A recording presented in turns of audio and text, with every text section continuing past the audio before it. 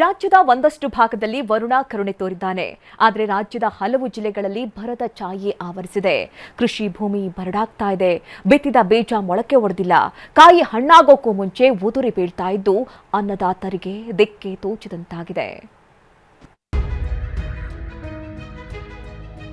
ಯಾದಗಿರಿ ನಗರದ ಹೊರಭಾಗವಿರುವಂತಹ ಭೀಮಾ ನದಿ ಮಳೆ ಕೊರತೆಯಿಂದಾಗಿ ಸಂಪೂರ್ಣವಾಗಿ ಬತ್ತಿ ಹೋಗಿರುವಂಥದ್ದು. ಮಳೆರಾಯನ ನೆಂಬಿಕೊಂಡು ಕುಂತೀವಿ ಸರ್. ಹಸುಗಳಿಗೆ ಮೇವಿಲ್ಲ, ಎತ್ತುಗಳಿಗೆ ಮೇವಿಲ್ಲ. ಬಳ್ಳಾರಿ ಜಿಲ್ಲೆಯಾದ್ಯಂತ ಕೃಷಿ ಜಮೀನುಗಳು ಸಂಪೂರ್ಣವಾಗಿ ಬರಡಾಗಿ ಕಾಣ್ತಾ ಇವೆ. ಮಳೆ ಅಭಾವದಿಂದ ತೋಟದಾಗಿರೋ ಹಣ್ಣುಗಳಷ್ಟು ಲಾಸ್ ಆಗತ್ತೆ.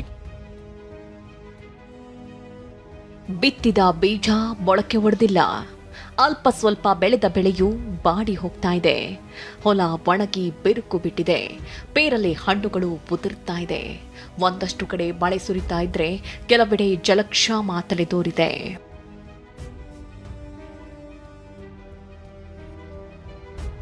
ಬಾರದ ಮಳೆ, ಭೀಮಾ ನದಿಯ ಒಡಲು ಖಾಲಿ ಖಾಲಿ.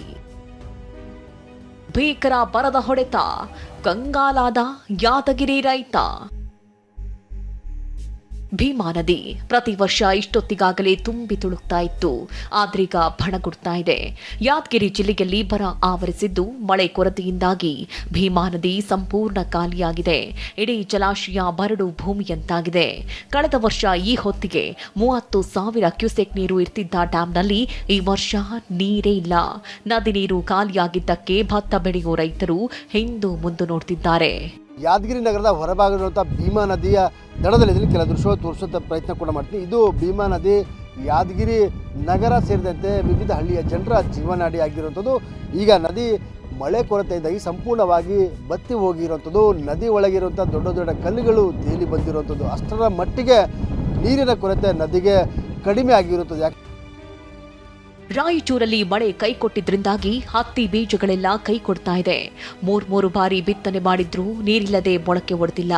ಎಕರೆಗೆ 20,000ಕ್ಕೂ ಅಧಿಕ ಹಣ ಖರ್ಚು ಮಾಡಿರುವ ರೈತರಿಗೆ ದಿಕ್ಕೆ ತೋಚದಂತಾಗಿದೆ. ನಮ್ಮ ಪರಿಸ್ಥಿತಿ ಭಾಳ ಗಂಭೀರ ಆಗಿದೆ ಸರ್. ಇಲ್ಲಿಗೆ 3 ಸಲ ಆಯ್ತು ಸರ್. 1 ಎಕರೆಗೆ ಬಂದು 2 ಪ್ಯಾಕೆಟ್ ಆಯ್ತು ಸರ್. ಇಲ್ಲಿಗೆ ಅಂದರೆ 6 ಪ್ಯಾಕೆಟ್ ಆಯ್ತು ಸರ್. 6 ಪ್ಯಾಕೆಟ್ನಲ್ಲಿ 1 ಪ್ಯಾಕೆಟ್ ಬೀಜ ಮಾಡ್ತಾವೆ ಸರ್. ಇನ್ನು 5 ಪ್ಯಾಕೆಟ್ ಬೀಜ ಭೂಮಿಯಾಗ ಇದೆ ಸರ್. ಮಳೆ ಇಲ್ಲ ನಮ್ಗೆ. ಮಳೆರಾಯನ ನೆಂಬಿಕೊಂಡು ಕುಂತೀವಿ ಸರ್. ಆದರೆ ಏನು ಮಾಡ್ತೀವಿ ಸರ್, ಇವಾಗ ಮೇವು ಹಸುಗಳಿಗೆ ಮೇವಿಲ್ಲ, ಎತ್ತುಗಳಿಗೆ ಮೇವಿಲ್ಲ. ಮೈಸೂರು, ಮಂಡ್ಯ ಜಿಲ್ಲೆಗೂ ಬರದ ಹೊಡೆತ ತೀವ್ರವಾಗಿದೆ. 6 ತಿಂಗಳ ಬಳಿಕ ಕೆಆರ್ಎಸ್ನಲ್ಲಿ ಒಳಹರಿವು 1000 ಕ್ಯೂಸೆಕ್ ದಾಟಿದೆ. ಸದ್ಯ ಡ್ಯಾಂಗೆ 1449 ಕ್ಯೂಸೆಕ್ ನೀರು ಹರಿದು ಬರ್ತಾ ಇದೆ.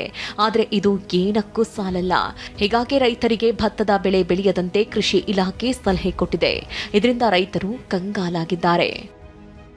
ಬಳ್ಳಾರಿಯಲ್ಲೂ ನೀರಿನ ಅಭಾವದಿಂದಾಗಿ ಅನ್ನದಾತರ ಬದುಕು ಬರಡಾಗಿದೆ.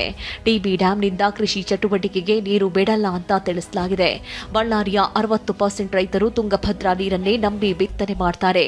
ನೀರಿಲ್ಲದೆ ಇದ್ರೆ ಮುಂದೇನು ಗತಿ ಅಂತ ಅನ್ನದಾತ ಕಂಗಾಲಾಗಿದ್ದಾನೆ. ನೀರಾವರಿ ಅಧಿಕಾರಿಗಳು ಏನು ಹೇಳ್ತಾ ಇದ್ದಾರೆ, ಈ ಸಾರಿ ಬೆಳೆಗಳಿಗೆ ನೀರಿಲ್ಲ, ಹಂಗಾಗಿ ಬರೀ ಕುಡಿಯೋಕ್ಕೆ ಮಾತ್ರ ನೀರಿದೆ. ಯಾಕಂದರೆ ಮೇಲ್ಗಡೆ ಮಳೆ ಆಶ್ರಿತ ಪ್ರದೇಶದಲ್ಲಿ ಸರಿಯಾಗಿ ಮಳೆ ಆಗ್ತಾ ಇಲ್ಲ. ಹಾಗಾಗಿ ರೈತರು ಇದನ್ನ ಈ ಸಾರಿ ಬೆಳೆ ಬೆಳೆಯೋದು ಬೇಡ ಅಂತ ಹೇಳ್ತಾ ಇದ್ದಾರೆ. ಧಾರವಾಡ ಜಿಲ್ಲೆಯಲ್ಲೂ ಮಳೆ ಕೊರತೆಗೆ ತೋಟಗಾರಿಕಾ ಬೆಳೆಗಳು ನೆಲ ಕಚ್ಚಿವೆ. ನವಲಗುಂದ, ಅಣ್ಣಿಗೇರಿ ತಾಲೂಕುಗಳಲ್ಲಿ ಪೇರಲ ಹಣ್ಣಿಗೆ ರೋಗ ಬಾಧೆ ಕಾಡ್ತಾ ಇದೆ. ಗಿಡಗಳಿಂದಲೇ ಹಣ್ಣುಗಳು ಉದುರಿ ಬೀಳ್ತಾ ಇದೆ. ಮಳೆ ಅಭಾವದಿಂದ ತೋಟದಾಗಿರೋ ಹಣ್ಣುಗಳಷ್ಟು ಲಾಸ್ ಆಗತ್ತೆ. ಕಿಡಿ ಕಾಟ ಜಾಸ್ತಿ ಆಗೈತಿ. ತಾನ ಉದುರು ಬೀಳಾಗತ್ತೆ. ಕಿಡಿ ಪ್ರಮಾಣ ಶೇಕಡ ಒಂದು 50-60% ಹಣ್ಣು ಲಾಸ್ ಆಗತ್ತೆ. ಇದರಿಂದ ಏನಾಗೈತದ ನಮ್ಮ ರೈತರ ಬದುಕು ಭಾಳ ಕಂಗಾಲಾಗೈತಿ. ಕೊಪ್ಪಳ ಜಿಲ್ಲೆಯಲ್ಲಿ ಬರದ ತೀವ್ರತೆಗೆ ಸಿಲುಕಿ ರೈತರು ವಿಲವಿಲ ಅಂತಿದ್ದಾರೆ.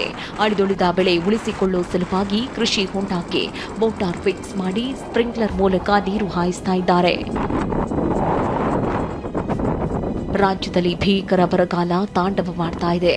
ಮಳೆ ಮತ್ತು ಭೂಮಿ ತಾಯಿಯನ್ನೇ ನಂಬಿದ ರೈತರ ಬದುಕು ದುಸ್ತರವಾಗಿದೆ.